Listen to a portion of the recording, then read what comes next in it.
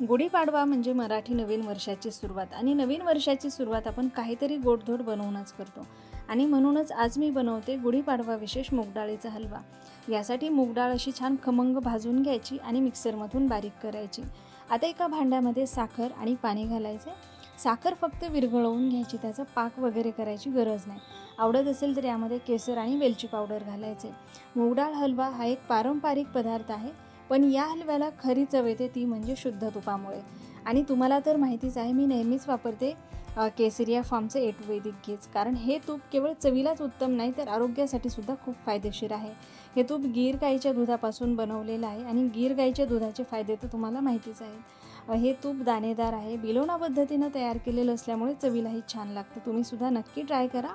आणि अशाच शुद्ध आणि पारंपरिक पद्धतीने बनवलेल्या तुपामुळेच या हलव्याला एक मस्त अशी चव येते। तर तुम्ही सुद्धा या गुढीपाडव्याला नक्की घरी मूग डाळ हलवा बनवा आणि त्यासाठी वापरा केसरिया फार्मचं हे ए टू वैदिक घी। तर इथे बघू शकता एकदम मस्त असा आपला मूग डाळ हलवा तयार झालेला आहे। व्हिडिओ तुम्हाला कसा वाटला कमेंट करून नक्की सांगा। आवडला असेल तर लाईक करायला विसरू नका। तुम्हा सर्वांना गुढीपाडव्याच्या आणि मराठी नवीन वर्षाच्या हार्दिक शुभेच्छा।